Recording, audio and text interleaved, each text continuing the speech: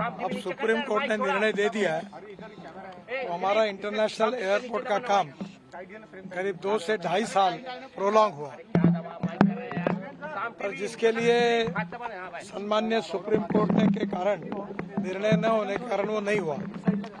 यहाँ जो air strip है वो एयरपोर्ट अगर पहले हैंडओवर होता तो ये प्राइवेट वाला बना था, और ये हमारे जो मिहान की मैनेजमेंट है उनके पास से था। उन्होंने 2023 कारपेटिंग के लिए एयरपोर्ट अथॉरिटी की तरफ से इसका टेंडर प्रसिद्ध हुआ। अरे तुम्ही शांत राहनो, तुम्ही सगळे राजकारणातच जायच्या लायकीच्या, एवढे भांडता तुम्ही। 2024 में मई में केजी गुप्ता कंपनी को काम दिया। इन्होंने क्या किया कि ऐसे समय कम से कम 7-8 रोलर, और मिहान ने उनको ऑफर किया था कि आपको बाजू में हम जगह देते हैं नज़दीक, आप यहाँ से ही आपका मटेरियल लाइए और कारपेटिंग करिए। इन्होंने 8 किलोमीटर दूर जगह ली। दूसरी बात, इसके पास मशीनरी पूरी नहीं थी। ऐसे समय इमरजेंसी काम करने के लिए अगर रोलर ज़्यादा होते तो ये मैक्सिमम 1 वीक का काम है, ये ख़त्म होता है। पर ये इसमें ऐसा हुआ कि काम शुरू होने के पहले ये इनका एक नियम है, उन्होंने कहा कि पहले से इन्होंने समय ये करके नोटिस दे दी, और उसका परिणाम ये हुआ कि जो एविएशन वाली कंपनीज है उनने शेड्यूल बदला। शेड्यूल बदलने के कारण क्या हुआ कि टिकट रेट दुगने हो गए और सामान्य लोगों को इसकी बहुत तकलीफ हुई। इसके बाद में ये फर्स्ट लेयर जो है इसकी करेक्शन लेयर 80% कंप्लीट हुई है, सेकंड लेयर बीएम की है, थर्ड लेयर डीबीएम की है। 21 मई 2025 तक इसका समय दिया है। आज मैंने एयरपोर्ट अथॉरिटी के दिल्ली के अधिकारियों से बातचीत की, यहाँ से भी की, और उनको कहा कि ये नागपुर की और यहाँ की जनता को दुगने टिकट भरने पड़े, इसके लिए आप जिम्मेदार हैं। क्योंकि अगर ये शेड्यूल नहीं चेंज करते तो उस शेड्यूल में उनके चॉइस से आते तो ये डबल टिकट लोगों को नहीं भुगतना पड़ता। आप जिम्मेदार हैं, और अभी भी इतना निगलिजेंट आप काम कर रहे हो। मैंने उनको कहा कि किसी भी हालत में 1 महीने के अंदर ये काम पूरा करो। जो समय दिया हुआ है, इन्होंने और एक गलत बात की, कोर्ट में एफिडेविट किया कि ये चुनाव के कारण कोड ऑफ कंडक्ट थी, इलेक्शन वगैरह हुआ, इसके कारण। मैं चुनाव में 10 दिन प्रचार में था, 76 सभाएं मैंने ली, देवेंद्र जी थे, बाकी भी पार्टी के नेता आए या गए। ये 10 दिन केवल चुनाव की सर्विस थी, पर ये भी कॉम्प्रोमाइज करके उस समय के लिए काम का एडजस्टमेंट, अगर कोई प्लेन आया है तो 2 घंटे काम करना, ऐसा करके हो सकता है। मैंने उनको बोला कि NHAI में हमने मुंबई दिल्ली हाईवे 1370 किलोमीटर का 1 लाख करोड़ का 2 साल 1.5 साल में पूरा किया है, और तुम ये छोटे से 3-3.5 किलोमीटर के लिए आप इतना समय लगा रहे हो, तो ये हास्यास्पद है। और हमारे MLA भी बहुत नाराज थे। अभी हमने इसके लिए एक कमेटी भी अपॉइंट की है। ये गिरधारी मंत्री है, प्रकाश बोयर है, दिलीप यादव है, ये अभी इसके अपॉइंट किए हैं, और बहुत सीरियसली हमने लिया है। नागपुर की और यहाँ के एयरपोर्ट वाली जनता को साल भर में बहुत तकलीफ हुई है, और ये हमारी गलती है, और इसलिए मैं जनता से भी क्षमा मांगता हूँ। पर ये किसी भी स्थिति में 1 महीने के अंदर हम पूरा करेंगे।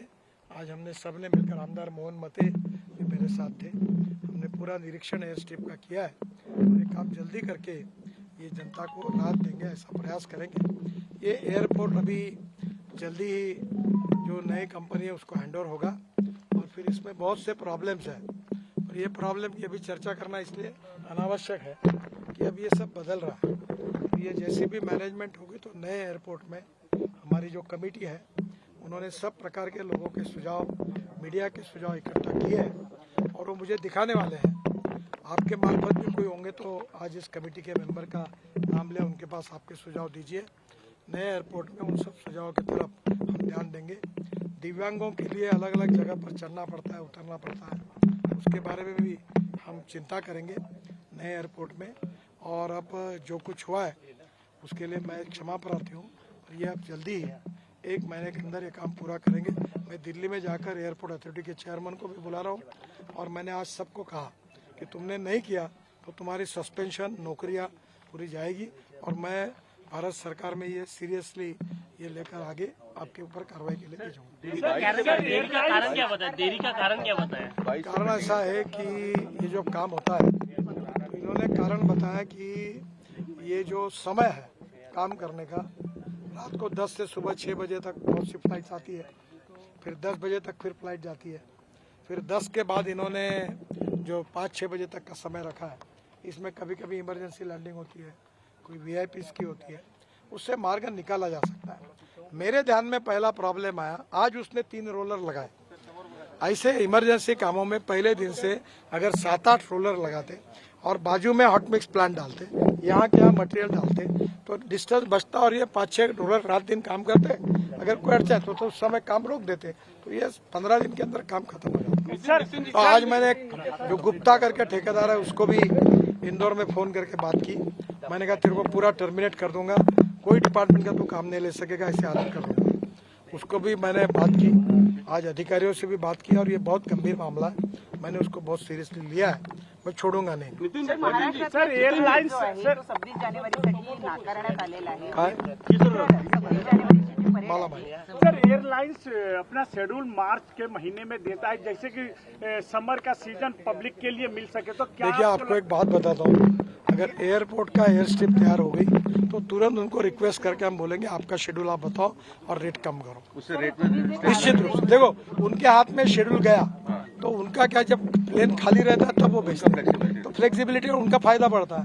अब हम बोल रहे नहीं इस समय नहीं आना, उस समय नहीं आना, उसने उन्हें रेट बढ़ा के एअरलाईन्स कंपनीच्या फायद्यासाठी तर मुद्दाम झालं नाही असं वाटतं? नहीं असं नहीं, सेकंड रनवे पर उनके फायदे के लिए हुआ नहीं है, पर इनडायरेक्टली उनका फायदा हुआ है और गरीब लोगों को चोट लगी है। देखो जो सही है वो सही है और टिकट रेट डबल हो गए। जो बेचारा मिडिल क्लास का आदमी था, लोअर मिडिल क्लास का जो हवाई जहाज से जाता है मुंबई और दिल्ली, उसके रेट बढ़ गए। नितीन जी 2020 मध्ये 2020 डीजीसी नोटीस आली होती रनवे रिकार्पेटिंग, तेव्हापासून आतापर्यंत झालं नाही, त्यावेळेला दीपक कपूर तर किती डेंजरस होतं जर एखादा ऍक्सिडेंट झाला? ये पूरे प्रकरण की इंक्वायरी मेरे ऑफिस ने सब डिटेल मांगवा है, मैं देवेंद्र जी को भी दूंगा और इसके ऊपर उचित कार्रवाई। सेकंड रनवे कारण 8 महीने झाले वो नए एयरपोर्ट वाले